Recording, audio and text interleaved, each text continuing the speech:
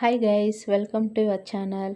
ಇವತ್ತಿನ ರೆಸಿಪಿ ಬಂದುಬಿಟ್ಟು ರುಚಿಯಾದ ವೆಜ್ ಪುಲಾವ್ ಮಾಡೋಣ. ಅದಕ್ಕೆ ಬೇಕಾಗಿರೋಂಥ ಇಂಗ್ರೀಡಿಯೆಂಟ್ಸ್ ಕ್ಯಾರೆಟ್, ಬೀನ್ಸ್, ಕ್ಯಾಪ್ಸಿಕಮ್, ಒಂದು ಮೀಡಿಯಮ್ ಸೈಜ್ ಆಲೂಗಡ್ಡೆ.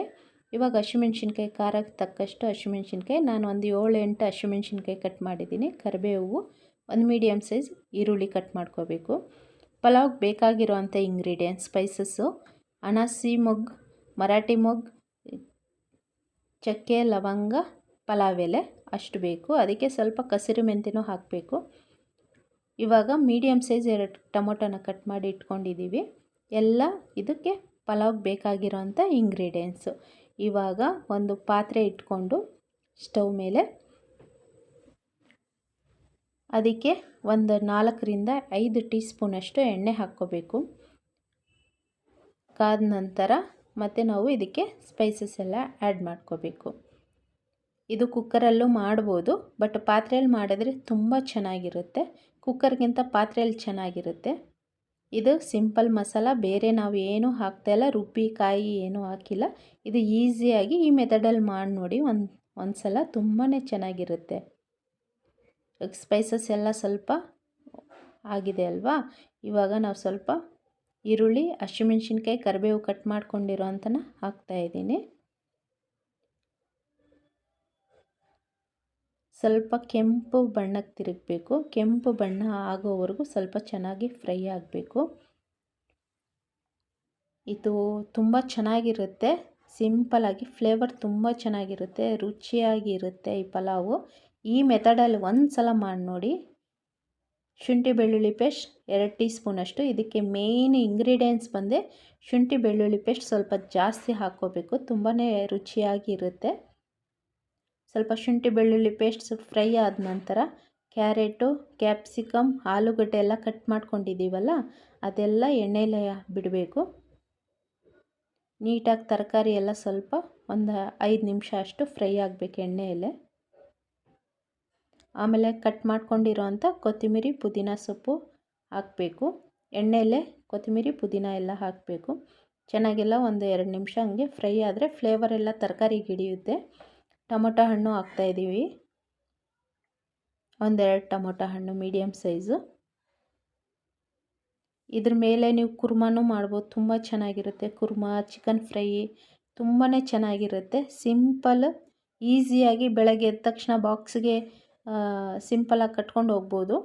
ಅದಕ್ಕೆ ನಾನು ಜಾಸ್ತಿ ಸ್ಪೈಸಸ್ ಎಲ್ಲ ಹಾಕಿದ್ದೀನಲ್ವ, ಅದಕ್ಕೆ ಮಸಾಲ ಕಡಿಮೆ. ಒಂದು ಚಿಟಿಕೆಯಷ್ಟು ಅರಿಶಿನ ಪೌಡ್ರು, ಧನಿಯಾ ಪುಡಿ, ಸಾಲ್ಟ್ ಹಾಕಿದ್ದೀವಲ್ಲ, ಕಲ್ಲುಪ್ಪು ಒಂಚೂರು ರುಚಿಗೆ ತಕ್ಕಷ್ಟು, ಸ್ವಲ್ಪ ಗರಂ ಮಸಾಲ ಅರ್ಧ ಟೀ ಸ್ಪೂನಷ್ಟು ಗರಂ ಮಸಾಲ. ಇವಾಗ ಲಿಡ್ನ ಕ್ಲೋಸ್ ಮಾಡಿಬಿಟ್ಟು 1-2 ನಿಮಿಷ ಅಷ್ಟು ಫ್ರೈ ಆಗೋಕ್ಕೆ ಬಿಡಬೇಕು.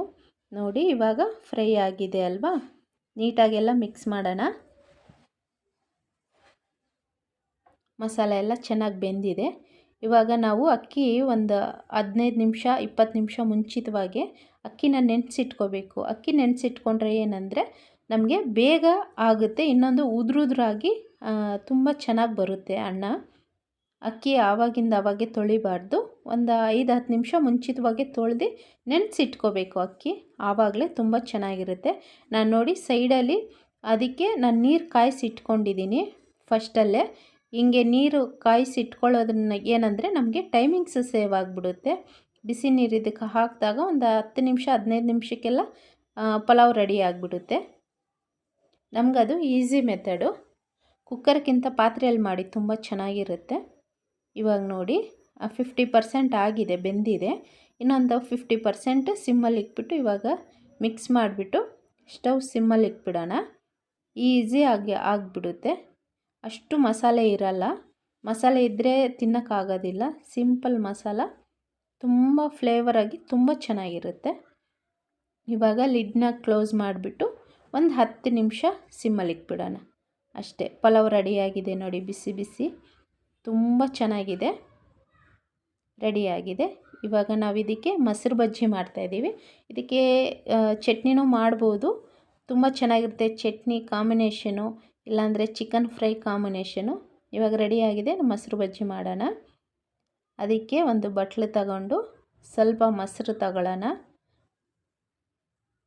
ಮೊಸರು ಸ್ವಲ್ಪ ತಗೊಂಡು ಒಂದು ಅರ್ಧ ಸೌತೆಕಾಯಿ, ಕ್ಯಾರೆಟ್ ತುರಿ ಹಾಕಬೇಕು, ತುಂಬಾ ಚೆನ್ನಾಗಿರುತ್ತೆ ಕ್ಯಾರೆಟ್ ತುರಿ ಹಾಕಿದ್ರೆ. ಕ್ಯಾರೆಟು, ಆಮೇಲೆ ಈರುಳ್ಳಿ, ಹಸಿಮೆಣಸಿನ್ಕಾಯಿ, ಕೊತ್ತಂಬರಿ ಸೊಪ್ಪು ಎಲ್ಲ ಹಾಕಬೇಕು. ಮೊಸರಲ್ಲಿ ನೀರು ಹಾಕಬಾರ್ದು, ಚೆನ್ನಾಗಿರೋದಿಲ್ಲ. ಈ ಥರ ಗಟ್ಟಿಯಾಗಿ ತುಂಬ ಚೆನ್ನಾಗಿರುತ್ತೆ. ರುಚಿ ತಕ್ಕಷ್ಟು ಸ್ವಲ್ಪ ಸಾಲ್ಟು, ಹಸಿಮೆಣಸಿನ್ಕಾಯಿ ಒಂದೇ ಒಂದು ಕಟ್ ಮಾಡಿ ಹಾಕಿ, ತುಂಬ ಚೆನ್ನಾಗಿರುತ್ತೆ. ಅಷ್ಟೇ ನೋಡಿ, ಎಲ್ಲ ನೀಟಾಗಿ ಮಿಕ್ಸ್ ಮಾಡ್ಕೋಬೇಕು. ಓಕೆ ಫ್ರೆಂಡ್ಸ್, ನಿಮಗೆ ಈ ವಿಡಿಯೋ ಇಷ್ಟ ಆದರೆ ಲೈಕ್ ಮಾಡಿ, ನಿಮ್ಮ ಫ್ಯಾಮ್ಲಿಗೆಲ್ಲ ಶೇರ್ ಮಾಡಿ, ಸಬ್ಸ್ಕ್ರೈಬ್ ಮಾಡ್ಕೊಳ್ಳಿ, ನಮಗೆ ಸಪೋರ್ಟ್ ಮಾಡಿ, ಕಮೆಂಟ್ ಮಾಡಿ. ಹೇಗೆ ಇದೆ ಅಂತ, ಹೇಗೆ ಅನ್ನಿಸ್ತು ಅಂತ ನಮಗೆ ಕಾಮೆಂಟಲ್ಲಿ ತಿಳಿಸಿ ನೀವು. ನೋಡಿ, ಮೊಸರು ಬಜ್ಜಿ ರೆಡಿಯಾಗಿದೆ. ಇವಾಗ ನಾವು ಸರ್ವಿಂಗ್ ಪ್ಲೇಟಲ್ಲಿ ತಗೊಳ್ಳೋಣ.